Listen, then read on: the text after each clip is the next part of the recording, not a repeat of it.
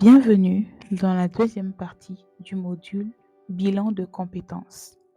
Dans cette deuxième partie, il s'agira d'identifier les écarts entre les compétences requises pour votre futur poste et votre niveau actuel de compétences. Pour cela, n'oubliez pas que nous allons nous baser sur la liste que nous avons faite dans la partie 1 qui concerne les compétences requises pour votre futur poste. Si nous allons toujours sur le cas de Madame Kwasi Adjoa, qui a pour objectif de devenir chargée des ressources humaines, voici la liste de compétences requises pour le poste de chargé des ressources humaines. À partir de ces compétences, nous allons faire un tableau qui s'appelle un SWOT en anglais. S pour dire strength, qui veut dire force en français, le W qui veut dire weaknesses ou encore faiblesse en français, le O qui concerne opportunities, qui veut dire opportunité en français, et le T qui s'appelle threat, qui veut dire menace en français. Nous allons donc utiliser la liste des compétences et les ranger dans strength et weaknesses, dans force et faiblesse. Dans les forces, nous allons ranger les compétences que nous maîtrisons, les qualités et les atouts que nous avons pour le poste de chargé des ressources humaines. Dans weaknesses, nous allons ajouter les compétences que nous ne maîtrisons pas ou encore les compétences à améliorer.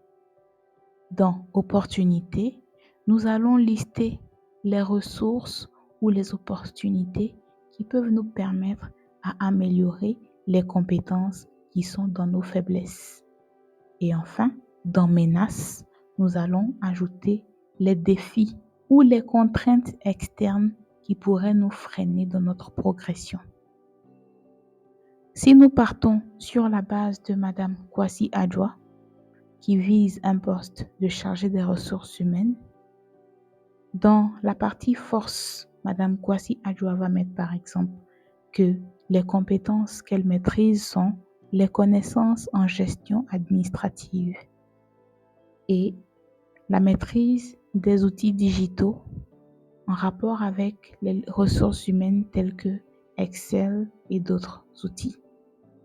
Dans les faiblesses, elle reconnaît qu'elle n'a pas une forte expérience en gestion stratégique RH et elle a une connaissance partielle des lois du travail et aussi un manque de leadership. Comment Madame Kwasi peut espérer combler ses faiblesses avec des opportunités qui sont l'accès à des formations spécialisées, le développement du réseau professionnel afin pour elle d'être coachée ou mentorée par des dévanciers et enfin une croissance des entreprises orientées bien-être qui pourront lui apprendre sur son manque de leadership à pouvoir avoir un caractère plus imposant en termes de leadership.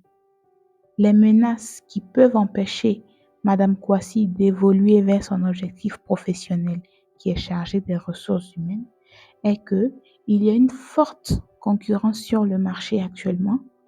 L'évolution technologique est très rapide. Donc, les outils des RH, par exemple, qu'elle connaît aujourd'hui, peuvent devenir obsolètes. Et par exemple, il peut y avoir une attente très élevée de votre employeur. En fonction du poste que vous voudriez occuper dans le futur, vous devez pouvoir être capable de connaître vos forces, vos faiblesses, les opportunités que vous avez et les menaces qui vous guettent. Quand vous avez vos forces, vos faiblesses, vos opportunités et vos menaces, ce qui est bien, c'est qu'on n'a pas besoin de travailler sur vos forces. C'est top. Ce sur quoi vous pouvez travailler, c'est vos faiblesses et vos menaces. À partir de quoi? À partir de vos opportunités. On va donc se focaliser sur nos forces, sur nos faiblesses, et les menaces qui nous guettent afin de voir les écarts que nous avons dans les compétences que nous devons avoir pour notre poste futur et les compétences que nous avons actuellement. On va faire un barème. Alors, le 1 veut dire compétence faible, le 2 veut dire compétence correcte et le 3 veut dire compétence avancée. Nous allons lister dans ce tableau toutes les compétences qui sont nos faiblesses ou qui constituent des menaces pour nous. Dans le cas de Madame Kwasi, elle a mentionné qu'elle avait une expérience limitée en gestion stratégique des RH. Nous allons faire ce tableau qui contient 4 colonnes.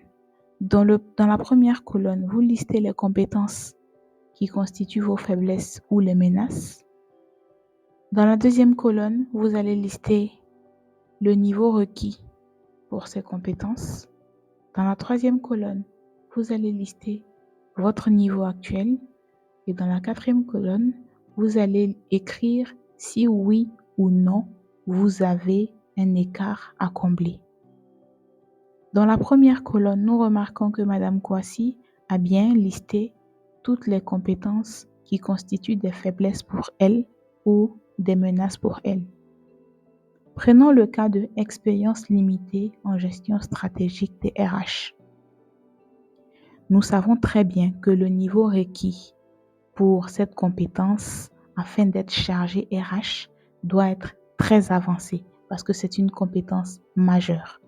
Donc le niveau requis sera par exemple au niveau 3.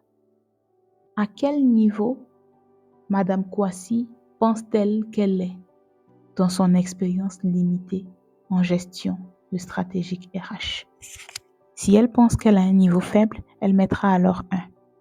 Et dans ce cas, il y aura un écart à combler. Donc, la case de écart à combler va comporter 8. Prenons le cas suivant, en ce qui concerne connaissance partielle des lois du travail. Est-ce qu'une connaissance partielle des lois du travail, est-ce qu'une très bonne connaissance des lois du travail est importante pour un poste de chargé des ressources humaines? Oui. Alors, ça sera niveau avancé. À quel niveau Madame Kwasi pense qu'elle est actuellement d'un point de vue de la connaissance des lois du travail? Si elle pense qu'elle a une faible connaissance, alors c'est 1. Si elle pense qu'elle a une connaissance correcte, alors c'est 2. Si elle pense qu'elle a une connaissance avancée, alors c'est 3. Madame Kwasi pense qu'elle a un niveau correct et pas avancé. Dans ce cas, cela veut dire qu'il y a toujours un écart à combler. Bien qu'elle puisse déjà commencer à postuler pour des offres en chargé des ressources humaines, il y a un écart à combler, que ce soit en entreprise ou par des formations.